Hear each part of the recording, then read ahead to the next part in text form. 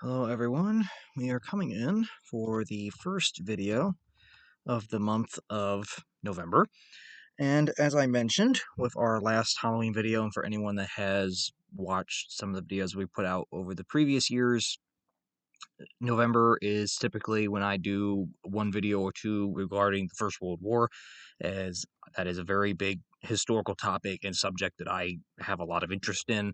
And, Veterans Day originally was Armistice Day or Remembrance Day in terms with the armistice of November of 1918 that ended the war officially between the Allies and Germany, which was the last standing Central Power at that point. So I'm going to go ahead here and do, as we've done in previous years, is do a video or two on World War One. We will have probably about good three come out. This is the first.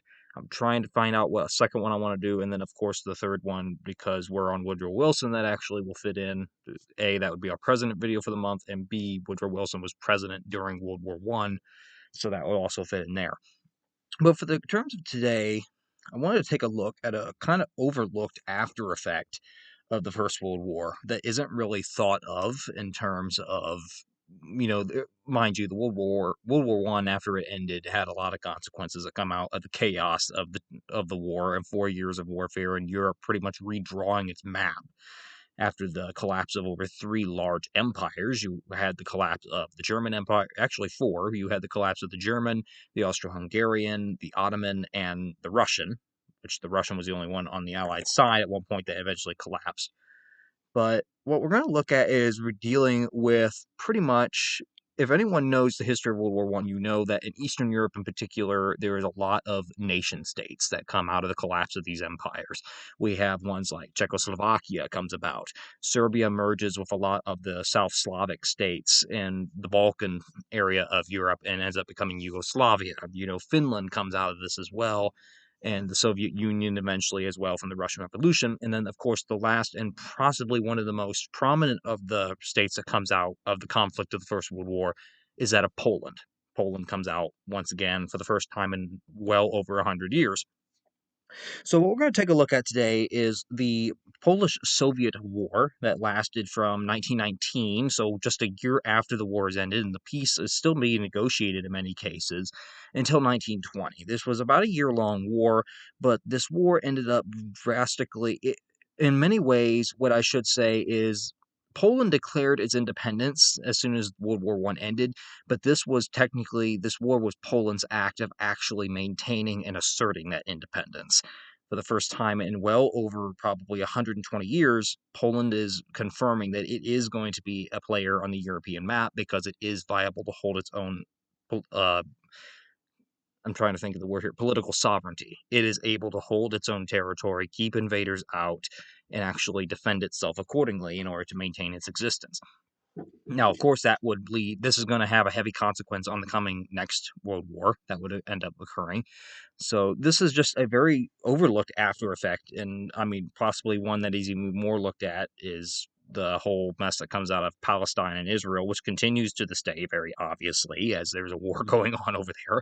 That comes out of World War One, and maybe that'll be our next one. But for this one, I wanted to take a look at the Polish-Soviet War because it gives us a glimpse of how Poland actually maintains and actually gets its independence after the collapse of the German and Austro-Hungarian and Russian empires, and how it moves on from that point, and at the same time, how the Soviet Union is not quite the indomitable superpower that it will become. To get the start here of the Polish-Soviet War, we have to go back, of course, to the end of the First World War. So we're going to go back to November 11th, 1918, the day of the armistice. This is the day that, tomorrow is Veterans Day, Monday is November 11th, and that is the day that gets celebrated because that was the day Germany finally kind of threw in the towel. And on the very same day that Germany signed the armistice with the Allies and the war came to an end on November 11th, the Polish people ended up declaring independence for Poland from their city of Warsaw, which was their main cultural historical city that they kind of had centered around, ended up coming into the capital of the Second Polish Republic that would be founded. Now, at the time of Poland declaring its independence, at the time of Germany surrendering, it was still controversial because Germany had now officially surrendered, and you're declaring this on the same day of a surrender. So, is it really all that viable to do with the backing of the war going on? And then there was also the problem where, although Poland has declared independence, this is going to complicate Germany's withdrawal out of territories in the Eastern Europe that it had conquered during the First World War, because, mind you, Germany pretty much won the war on the Eastern Front.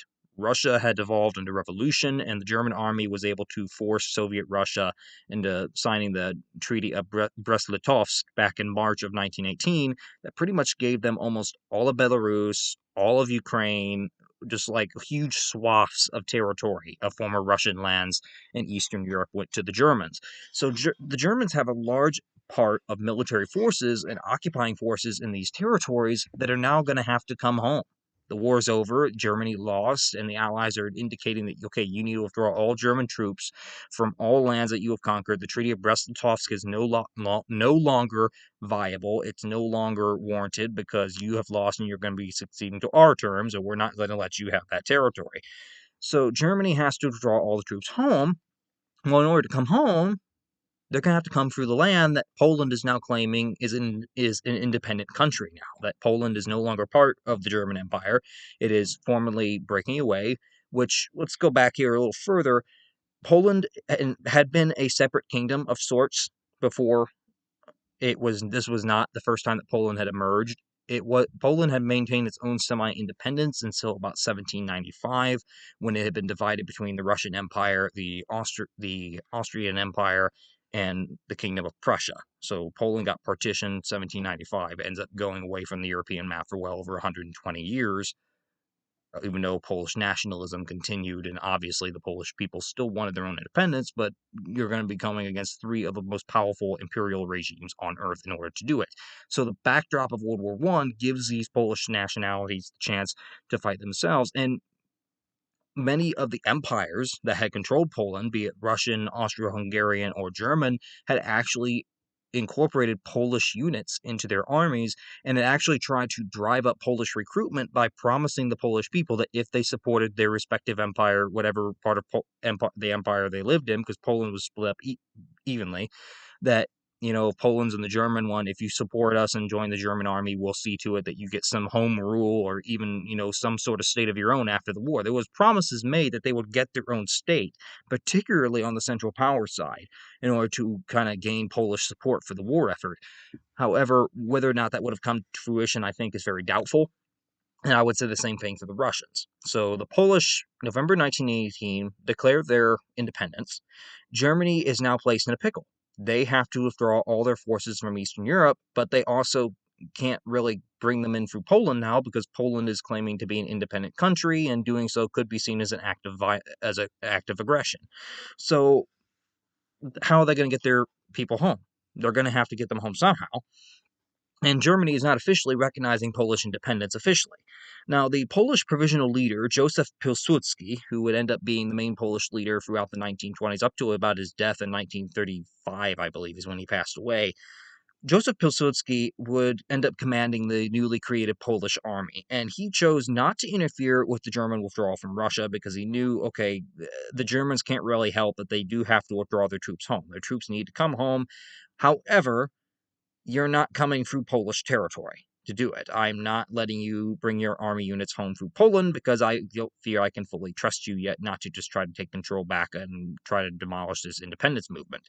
So German units, he specifies that while I'm not going to interfere with you withdrawing your units from Russia, in terms of I'm not going to go into areas of former Russian territory where there's German units and try to kill them, I am specifying that the only way that they are going to come home is you are going to have to bring them home through East Prussia. If you bring them home through East Prussia, we will do nothing. If you try to bring them home through claimed Polish land, we will retaliate. So there ends up becoming a temporary borderline between Polish and German forces that ends up getting established in Eastern Europe, because German forces on the way back home need to know, okay, where is the line where the Polish territory or claimed Polish territory begins? That way we're not seen as violating whatever agreement that the German government has negotiated with the nascent Polish regime. Now, German units were ordered by the Allies that they had to evacuate from Russia completely by February of 1919, that this withdrawal would have to happen in about 3 months. You got to get all the units out of there. Now, mind you, the Soviet Union had come about pretty much, it's still in the nascent stages. The Bolsheviks have taken power in Russia. They had taken power in a second revolution in October of 1917, mostly at the actual assistance of Germany, who had actually sent them money and guns and weapons and supplies, and had even ferried Lenin back to Russia in order to start this second revolution to formally get Russia to come out of the war.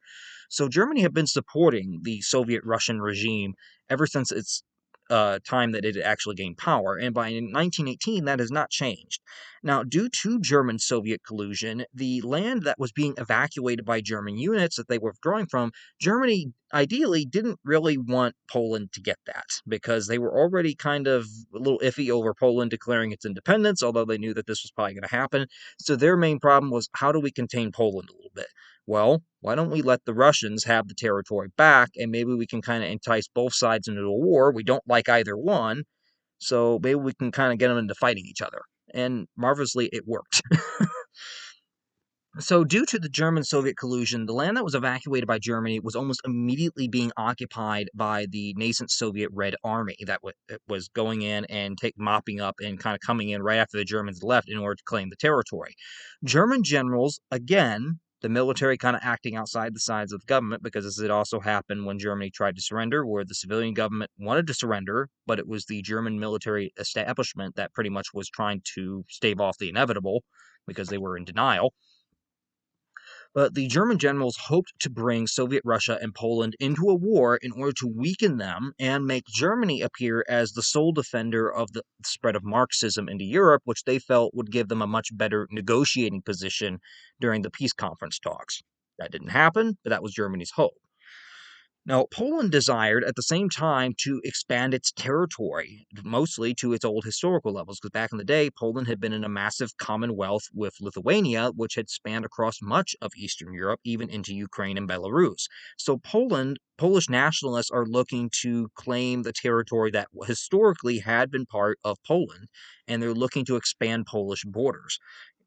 And this is going to lead them into a direct confrontation with the Soviets, who at the same time are trying to maintain lands that they view are still theirs, because although there's been a change of government within Russia, they don't want to give up all the lands that the former Russian Empire had ruled. So Poland is desiring to expand its territory, while Lenin and the other Bolsheviks desire to maintain the integrity of the former Russian Empire, while at the same time, they're also looking to possibly spread their revolution to Europe, and Poland is a natural stepping stone into Western Europe. In February of 1919, the Red Army had reached the demarcation line that Poland had previously established with German units that had been evacuated. Poland did not hold the line as a true border with Russia, however, as they noted that this was simply a demarcation line to avoid conflicts between retreating German units and the Polish army, and that this was not meant to be a permanent border between Poland and Soviet Russia, that was still to be determined.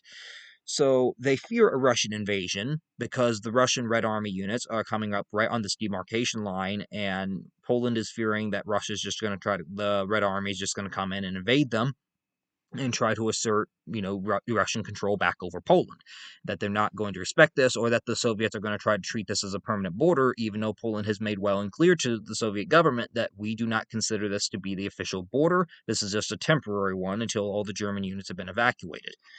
Pilsudski opted to attack the Soviets. So in this case, we can technically say that the Polish took the first steps of aggression. They launched the war by attacking the Soviets first. On the night of February 6th of 1919, the Polish offensive began.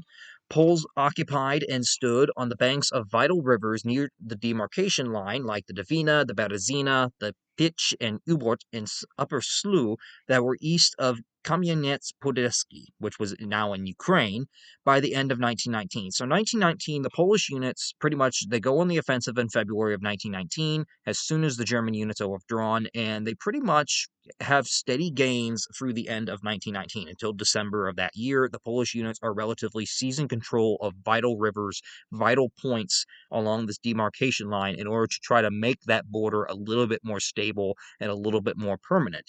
Do they want to treat this as the final border? No, but fearing a Red Army invasion, they definitely want to strengthen that as a defensible fallback position in case they have to. So the Polish offensive ends up being aided at this time. The reason that the Soviets don't really have a good start off to the war is because they are also dealing with two other resurgent problems that is kind of dividing their attention into three different parts. Firstly, as I've discussed about a year ago, there is a Russian civil war going on. Anti-Bolshevik forces in Russia are not recognizing the new Bolshevik regime. The White Army is desperately trying to kick out the Bolsheviks and is actually, in some cases, winning, particularly in Ukraine. And speaking of Ukraine, that leads us to the second problem, where many of the Soviet former Russian areas are trying to declare their own independence, notably Finland, Belarus a little bit, and then most notably Ukraine. Ukraine is trying to shake off Russian rule. It sees an opportunity with the collapse of the imperial regime, and it does not want to be part of the Bolshevik regime, so it's trying to establish an independent Ukrainian republic. This is causing another problem because the Bolsheviks don't recognize that Ukraine is trying to break away, nor the other ones, and they're wanting to maintain the integrity. So Bolsheviks are kind of split three ways. They're dealing with a civil war going on in their homeland with other Russian forces. They're dealing with Ukraine trying to assert its independence, of which they're much more worried about. And now they have Poland that's actively on the offensive, trying to push them back and claim territory for its own. So this is probably why at first the Soviets don't do all that well when the war breaks out. The Poles have the upper hand because the Soviets' attention is quite divided. They can't throw everything at one point. Now, Pilsudski expected that a massive Soviet offensive would come in the spring of 1920. This was his guess. Now, the Soviets unexpectedly, instead of doing this, seemingly offered an armistice, which was unexpected, and the Polish were kind of caught off guard. They offered an armistice based on the existing front line and proposed for a peace conference to take place in order to officially negotiate a permanent border. Now, Pilsudski knew that despite the offer, he had intelligence indicating that Soviet Red Army forces were still amassing for an offensive on this border, even though the Soviets were claiming that, let's come to the peace conference, let's do negotiations, we'll do an armistice, whatever the front line is right now, let's just leave it there, we'll stop conflict, and we'll talk this out. But at the same time, they're still amassing troops on that border, and Pilsudski sees this. He's getting intelligence that is telling him this, and he's like, I don't really know if we can trust the Bolsheviks because obviously they've betrayed their own kind before, and although they're promising peace negotiations, they're not showing it in action. They are doing everything to the contrary to make any kind of assurance of a reasonable peace conference to take place. Speaking of here,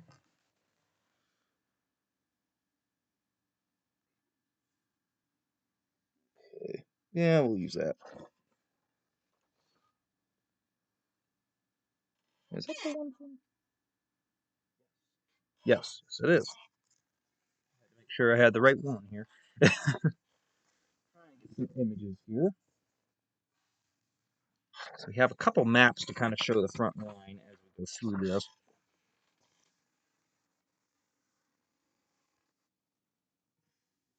See if I can find a picture of Pilsudski. Pilsudski is the main Polish commander at this time. He's head of the Polish army, and he is really a national hero in Poland. Even to this day, there's statues of him. He's kind of the leader of this nascent Polish republic. And this is a picture of Pilsudski with his men in Warsaw, and Pilsudski is the one right here in kind of the white or gray looking uniform. This is him.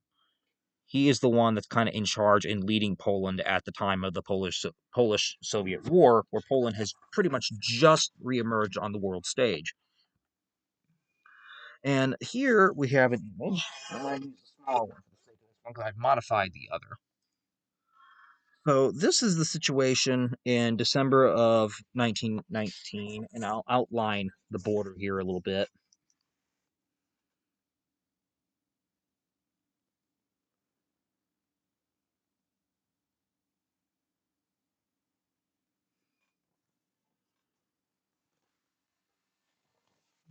Yeah, we'll use this one here. So here's a map of Poland, of the situation in about 1919. in December. So I note this because this is also going to end up being kind of the permanent border when all is said and done. But at the end of 1919, this is what Poland has. So over here is Germany, and we have this little bit right here that near Danzig that Poland gets. So this is not really in dispute. What is in dispute is the eastern border with Soviet Russia.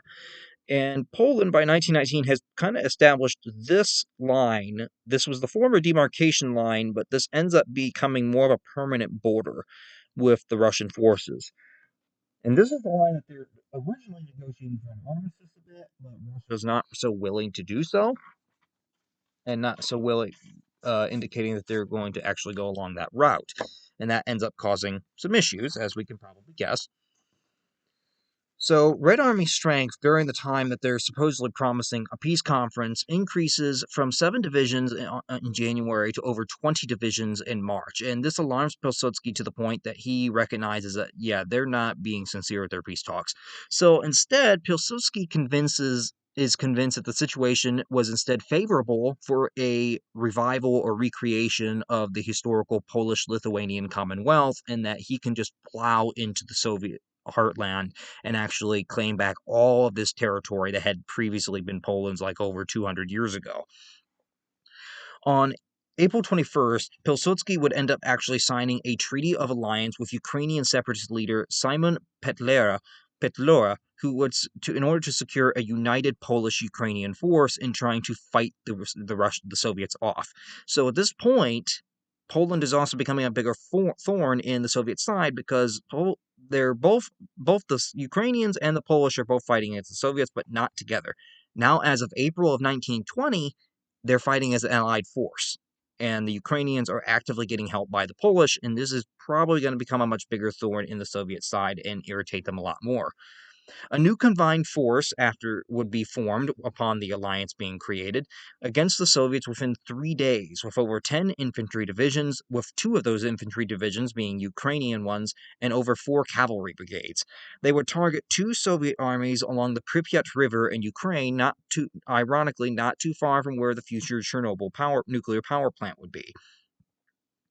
On May 7th, Kyiv was occupied by the Polish forces under General Edward Smigly-Rydz, and Polish-Ukrainian forces would also occupy a line stretching from Belorussia in the north through central Ukraine to Yampol in the south.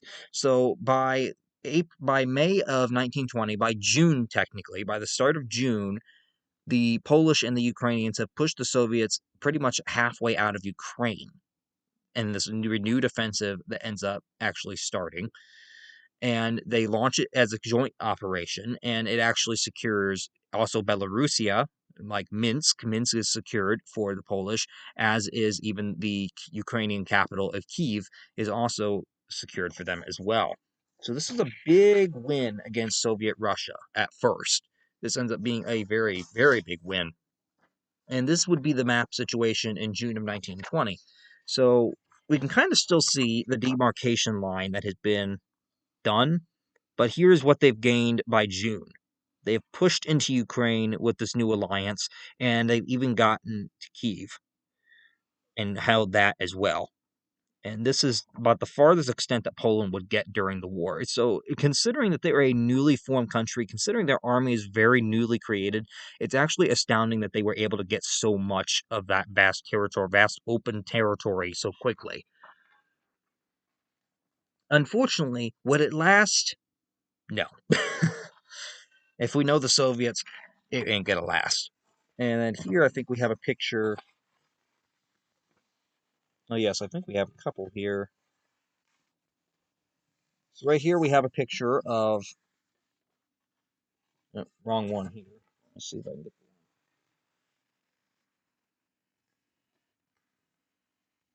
there it is.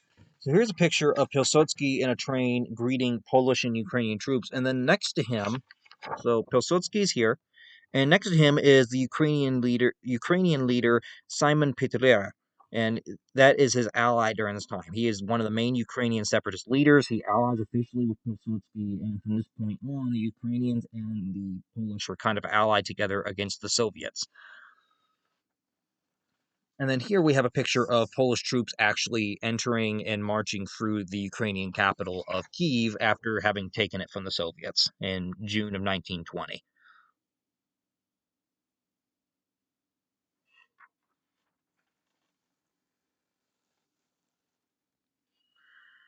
So Pilsudski would decide to halt. He decided to halt any further advance south on May 15th of 1920.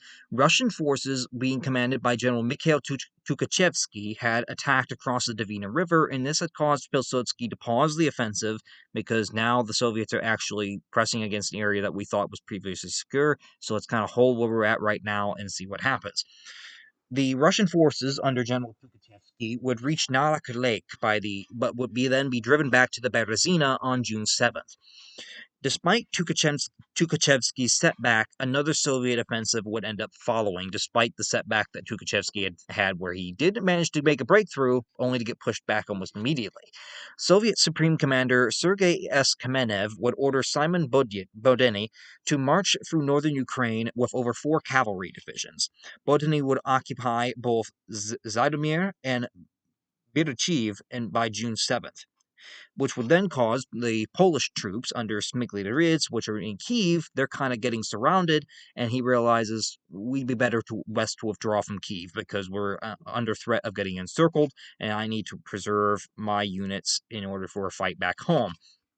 So, following Bodeny taking the 2 areas north of Kyiv, Smiglivitz ends up actually withdrawing from Kyiv on June 12th and evacuating it. As Polish forces retreated west, Bodeny would occupy Rovno, which is now Rivne, Ukraine. So the Soviet counteroffensive is already starting in June of 1920. And the attitude of the Soviet leadership had, at this point, now shifted fully towards the conquest of Poland, as the Ukrainians were kind of, at this point, being subjugated a little bit. The Russian Civil War is starting to die down a little bit as well, and they can devote more forces and attention to the ongoing war with Poland.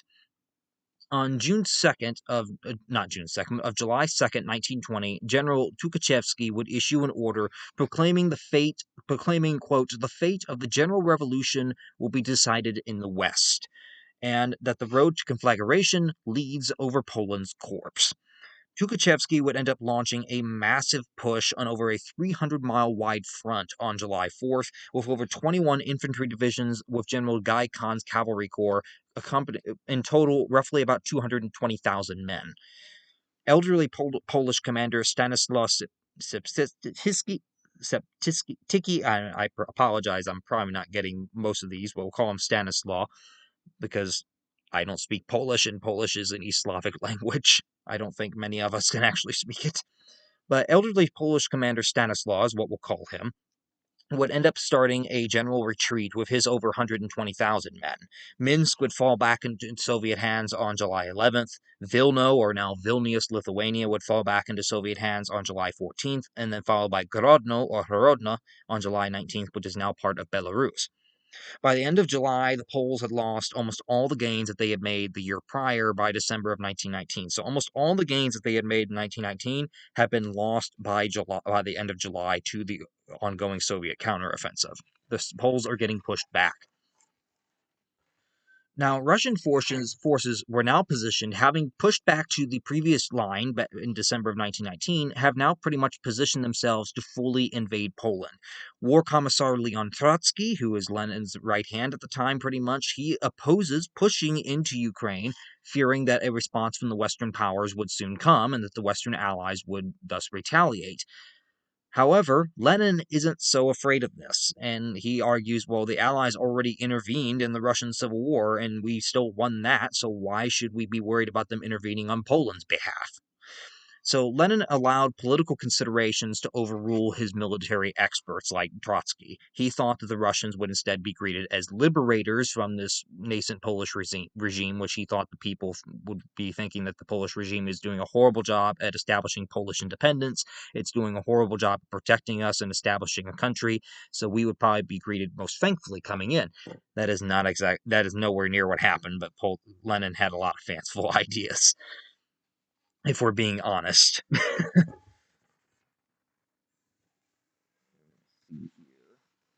So here we have a picture, two pictures here. We have a picture of General Tukhachevsky, who is kind of responsible for the main Soviet counteroffensive that pushes the Polish back out of Ukraine and back toward the previous border. This is Tukhachevsky. He is the main guy in charge of that counteroffensive. And of course, we have a very famous image, and it's of a very famous man. I think we all know who Vladimir Lenin was. We don't really need to go into history of him. But this is a picture of Lenin actually speaking to a crowd, agitating them to pretty much, fight Poland, fight in this war for the survival of Soviet Russia. We need to win this war against the Poles. This was one of his rally speeches they had held in support of the Russian war effort. And then here we have a picture of the situation come August of 1920, just before the Soviets are getting ready to launch and fully invade Poland. This is the situation that Poland is now facing. They have lost all the previous gains here from the year before. So they've lost, up here was the previous border. All the red is now Soviet. They have pushed deeply into Poland at this point, and they're surrounding Warsaw. If Warsaw falls, likely so will the nascent Polish Republic. And their plan is to come across the Vistula River here at Plock and come around. And while the Polish defense in Warsaw are going to be concentrated on the Russians right across the river, they're not expecting Russians to cross north at a point north of that river and then come up on their rear. And if they think they can take Warsaw, we'll have the whole Poland conquered. So that leads to what is called the Battle of Warsaw, or also known as the Miracle on the Vistula as well. Pilsudski would send Prime Minister Władysław Grabski and his Chief of General Staff Tadeusz Rozwadowski to Belgium in order to try to get Allied support. He wanted to seek help from the Western Allies at the ongoing Allied Council that was going on at that site. Now, the Western Allies promised support for Poland's war effort against the Soviets. However, many of them hesitated to send any and were very hesitant about possibly getting fully engaged in a war with Soviet Russia after they had just fought a 4-year-long war against the Central Powers. So they're not really jumping on the idea of actually getting involved in another war. They're willing to help Poland with what they can, but many of them either don't send aid and just send false promises, or by the time they do send aid, it's rather late. Like France would actually send help to the Polish, but it would arrive far too late to actually amount to anything. And instead, a Franco-British mission was sent to Warsaw under General Maxim Weygand. Upon Weygand's arrival into the camp of Pilsudski, Pilsudski offers Weygand a post as his chief of staff, which he ends up declining, instead opting to advise Rozwadowski on how they could best proceed to defend Warsaw. Now, Tukhachevsky was still advancing west, planning, as we said, to take Plock after crossing the Vistula River in order to attack Warsaw from behind. Pilsudski guessed Tukhachevsky's intention almost perfectly. He knew that this was likely going to be the intentions of the Soviet army and that this could happen. Warsaw would likely fall. So he knew that needs to be stopped. We cannot let Tukhachevsky's army cross north on the Vistula and then come around behind us. So he confers with Rozwadowski and Weygand on the night of August 5th and issues 3 orders. The first order: the enemy in the south should be stopped east of Lviv, which is now in Ukraine, or Lvov. Second, that the left flank of Polish forces in the north should be covered, and the right bank of the Vistula should be held for the defense of Warsaw. That if they can hold the right bank and prevent the Soviet forces from coming across, they can successfully kind of turn the tide. And the third one is that the army center should consist of 5 divisions and concentrate on the Vistula River in order to disrupt the rear of the Soviet armies. If you can disrupt their supply line, it don't matter what the Russians will send in first, they'll end up being beaten back. They cannot be separated from the rest of their army. If you cut them off, we'll have them. Polish morale was very high at the time of this. The Polish people were very motivated by the war, as they seen this kind of a war for independence. They saw this as a war of national liberation because, mind you, part of them had been under Russian rule. So in many of the Polish people's cases, they see this war in the most patriotic manner, and that raises morale increasingly high. And Weygand's mission did help to restore service supplies to the Polish armies. New bodies of reinforcements were moved forward from depots in western Poland, and depleted units were receiving fresh supplies. The Russian forces in the south were completely unaware of the oncoming Polish offensive that would come in order to try to stop the Russian move on Warsaw. General Vladislav Sikorski would initiate the attack in the north on August 14th. He would press forward from Modlin Fortress and met the Soviet 15th Army head-on and then continued attacks over the next 2 days, catching the 15th Soviet Army completely off guard, as they expected, the Soviets are just kind of going to hunker down, they're going to try to hold their ground. They did not expect that the Soviets were going to go charging out and launch an offensive to drive them back. The Russians would finally give way after 2 days on August 17th, and the retreat ended up turning into a complete rout. So the north end, the move around Plock, has now been avoided because the Russians there have been forced back. The Soviet 16th Army would end up also getting caught off guard because Pilsudski would take command of the Vipers operation around the center of his line and advance his shock operations on August 16th, shocking the Soviet 16th Army into catching them off guard, and they showed very little resistance to the Polish that were coming in. The Poles would advance 50 miles over the next 2 days, and on August 18th, the Soviet Third Army would end up also retreating after the 15th and 16th were destroyed in both the center and north. So at this point, 2 Soviet armies that were planned to attack have been completely annihilated on the field of battle, and the Soviet Third Army is retreating in order to avoid getting captured itself. On the extreme Soviet right, the Fourth Army, which had much more experienced regiments and cavalry, had reached the Vistula between Torun and Plock. Sikorski suddenly attacked them after having dealt with the Soviet 15th Army, and then when he attacked them, the army was preparing to fall on the Polish left flank. So they're preparing for battle. The Soviet Fourth Army is preparing to come in on the Polish left flank, and then out of nowhere, not knowing what had already happened to the 15th, gets attacked by Sikorski and utterly taken off guard. The Fourth Army would hesitate to attack at first, but then lost retreat, and this cost them their battle. I mean, they should have gone right at it. Had they gone right at Sikorski when they attacked, it's possible they could have thrown him back and kind of forced him back just from the sudden retaliation that they would have given him. But instead, they hesitated, which cost them the battle, and then Tukhachevsky would issue an order on August 20th for a general retreat. The Fourth Army would retreat through Polish lines in Miloala and Chorzów, but would then meet Pilsudski's 4th Polish Army at Kovno on August 24th. And it would also pass over into German East Prussia into internment, because at this point they're cut off, and the only situation that they could do to avoid capture is to go into German East Prussia. However, since you're going into territory that is Germany, you'll be interred as pretty much captive prisoners of war, or, violators of the border, and that would kind of resign you from getting captured by the Polish forces. The Polish advance was quite remarkable, following this complete surprise that they had pulled off in defense of their capital. The Polish Second Army would cover over 200 miles between August 16th and 25th, with the Polish Fourth Army under Pilsudski covering 25 miles a day. It stretched supply lines, but the lack of Soviet resistance allowed the Polish time to reorganize those supply lines so it didn't become a major crippling issue. Tukhachevsky's attempt to stop Poland's advance at the Szczytny line in Ukraine would also fail on September 28th, and by October, Polish forces had reconquered most of the territory from 1919, and they're pretty much back at that former demarcation line. So this would be, pretty much we're back at the previous border, a complete reversal.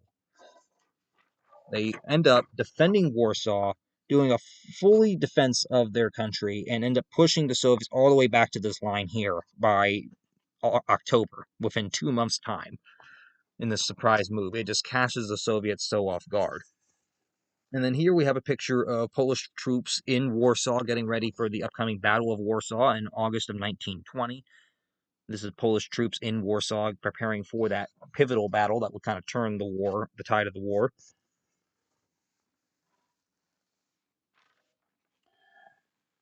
Let me see here what else we have. And then this is Polish General Rozbudowski, who led the very pivotal battle up in the north to kind of prevent the Soviets from crossing the Vistula River and coming into encircle Warsaw from behind. He was the Polish general in charge of the northern offensive that had initiated kind of that attack. Well, not initiated, but he had been one of the main generals that had worked with Pilsudski and Weygand on actually plotting this whole offensive out. And then here we have a picture that I felt was most appropriate to include because, I mean, modern warfare is taking place by 1920. I mean, the Polish and Soviet forces alike had armored cars, airplanes were starting to be involved as well, just as they had been in the First World War.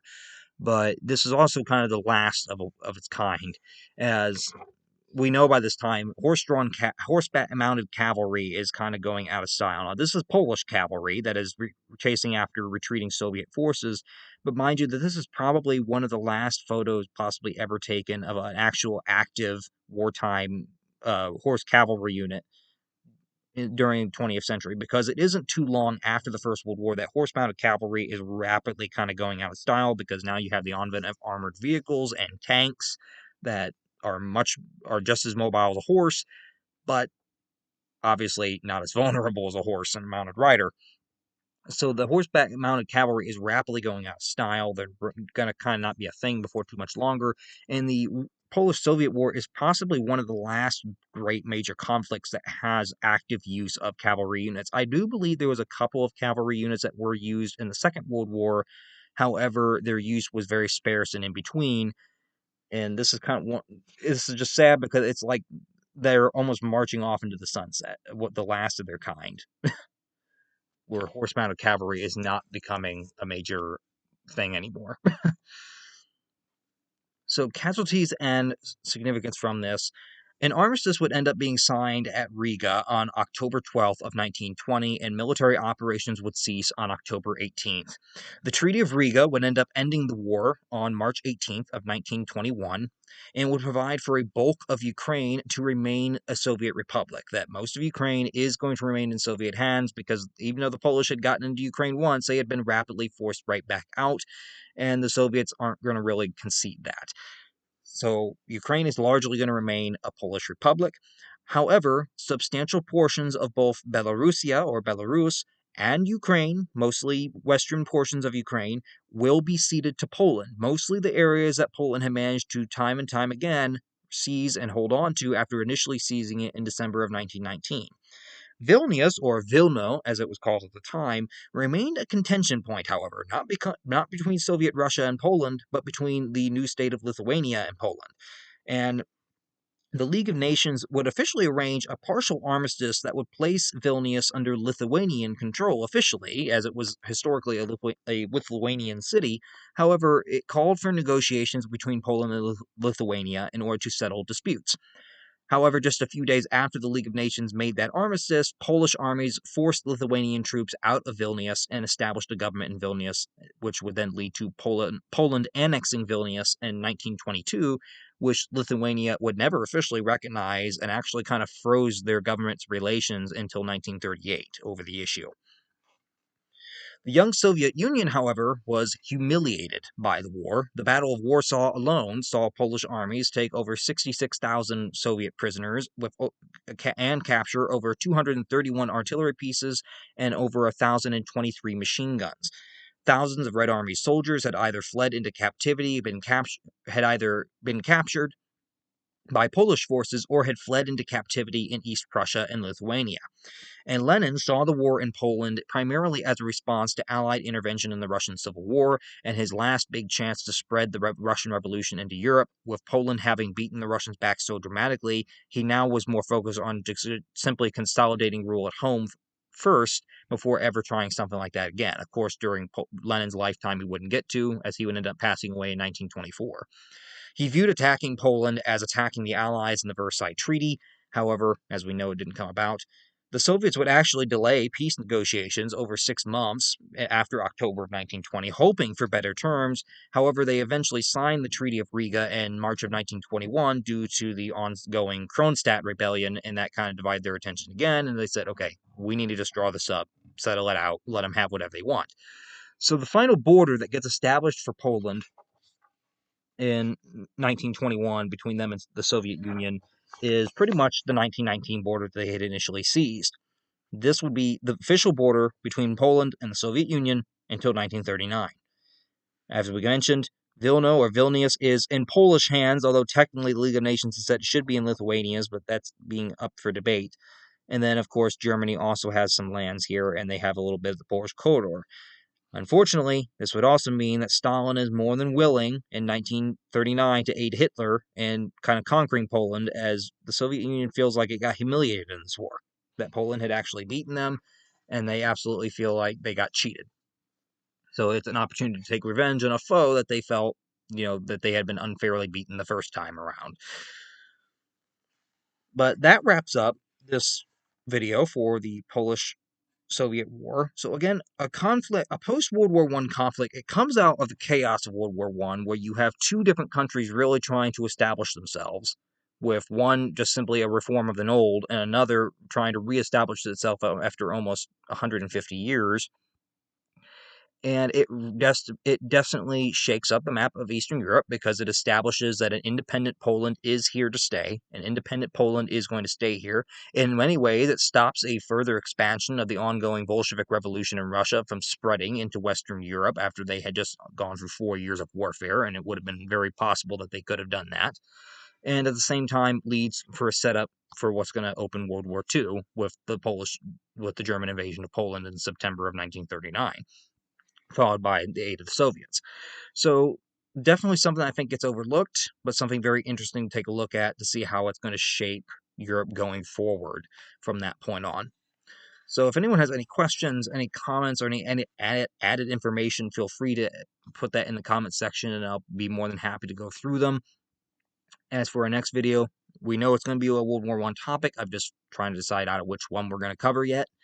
I don't think we're going to do another post one. We're going to try to do one more in it, or something that comes out of it in terms of, it's actually develops during the war, but then it has modern day implications. So I'm kind of leaning maybe toward discussing, how did the whole thing with the Middle East go about? How did that come about out of the chaos of the First World War? How does the Middle East conflict really get its origin with what went on during the war?